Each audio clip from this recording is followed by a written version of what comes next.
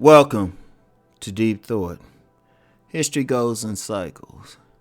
Now, this week, I asked the question, will sleepers wake up? And then I talked about a new matrix will form. These things weren't just things off the top of my head. I woke up and say, oh, this is something new. In college, I was a history major. I was a history major, so I formally studied history. Of course, going to a liberal arts school, I studied other things such as psychology, philosophy, sociology, and things of that nature. And that's very significant, very significant. And I was just thinking about it. I was just like, what? Putting on my academic hat, taking off my skull cap that I usually use if, I'm out and about, and putting on my academic hat. And I was just like, this has happened before. One of my favorite science fiction series was Battlestar Galactica. And and not the one from the 70s, but the one that came out in about 2003. And in it, there was a very powerful statement that was repeated throughout the series. This has happened before.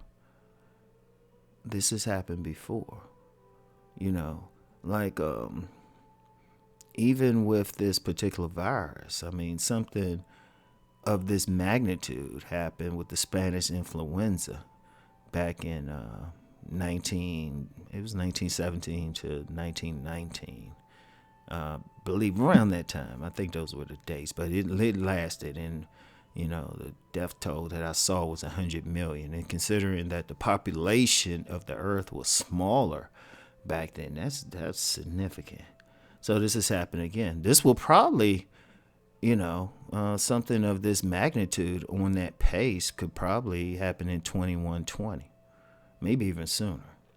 And then there's other things that are happening because of the cycles. And it's to really explain it, because I first learned about seeing stuff and seeing how stuff happens over and over, just on more mundane level, just with simple history classes. But then it also happens on a more metaphysical level.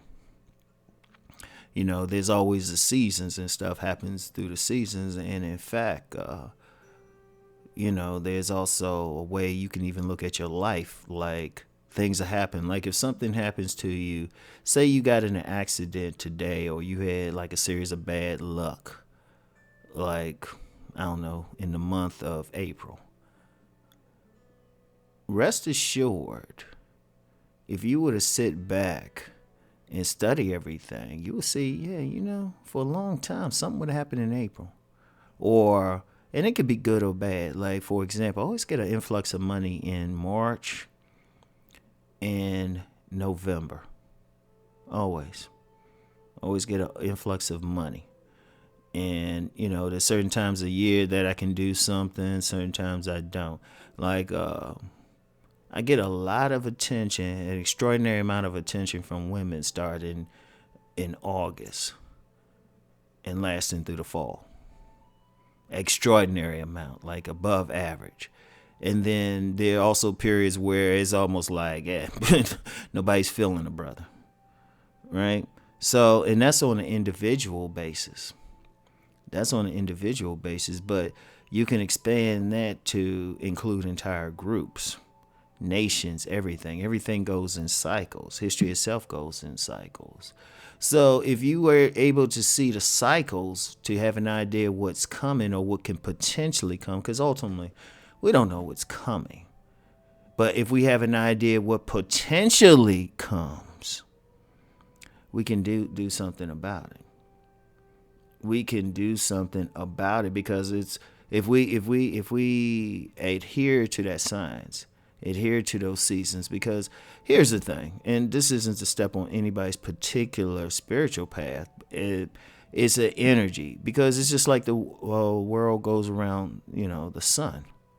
There's certain energy because everything's affected, like the position of the stars, everything, the heat, how people behave at certain times of year. Like on a very simple level, people, they're going to wear certain clothes, behave a certain way when it's warm out as opposed to when it's cold out.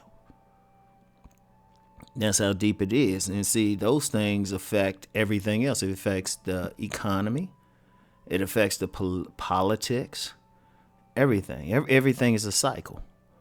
Remember someone who was very deep into politics called back in 2016. This person said he didn't know who would run, but he said, oh, yeah, a Republican will be president. And he just said it's just on a cycle. He didn't know about Trump or anything like that. And knowing him, probably wouldn't have supported Trump, even though he was a Republican. But he knew what was going to happen. Everything is a cycle. So history goes in cycles. Even the times now, this has happened before. Maybe not, like I said, 100 years ago, this happened. But then even then, you'll have a major cycle, but then a smaller cycle. Like something like this. We've been having this before. In fact, this happened H1N1 10 years ago. It was the response to it, reaction to it was way different. Now, even this will happen again. Maybe on a major scale in 100 years, maybe on a minor scale in 10 years, or in that is greater scale.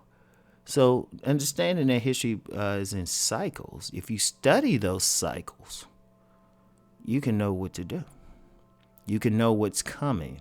And then you actually have a chance to change it. See, the future, when someone predicts the future, like say if you have someone with, I'll say a psychic reading, for lack of a better term, a psychic reading or intuitive reading. They only just reading that person's, what their energy is and what direction they're going. It's the same principle when a very master mechanic or a doctor, they can look at somebody as they are now and say, hey, this is what can possibly happen. And they do it from the history, from the cycle, from knowing what has happened before.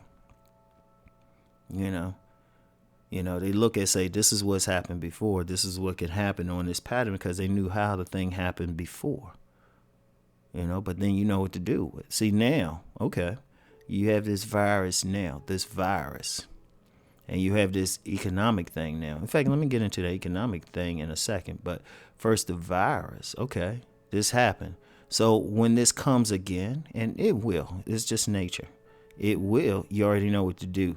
You already, you know it's coming. It's like, okay, maybe it's like make sure we have some tests, or make sure we have a system in place where we can create tests immediately, where we can recognize something immediately.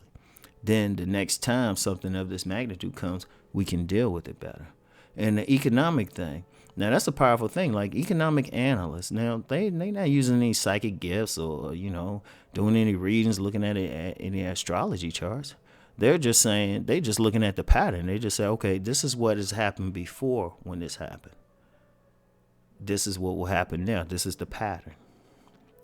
It's a very key thing because it goes in there. In fact, like I said, the more advanced now, like I said, these ain't some soothsayers or astrologists or, some magicians, anything like that. They just look at cold, hard data, patterns, everything. And they say, okay, this has happened before. This is what happened. This was the result of it. Okay, so we're looking at this.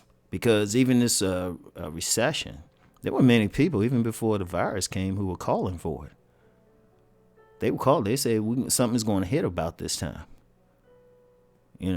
Like many people might think, well, this virus caused it. Well, it accelerated many things to happen, but it was coming anyway. And they knew it because they studied the past. So now it's like, if you look at everything and what could happen, look at what's happened before. But then if you know what's happened before and you know the possibility, that actually gives you real power because then you can change it. It's like if a doctor looks at you, studies you, and say, hey, your heart rate is this, your blood pressure is in this what could possibly happen. You could have a heart attack. Then then to change your lifestyle, your eating habits, maybe exercise more, maybe get a different type of job because it's stressing you out. Boom. So just understanding about the history going in cycles. The past gives you an idea what can happen in the future, and then you can truly change it. Well, think on that. That's all I have for now. Peace and blessings.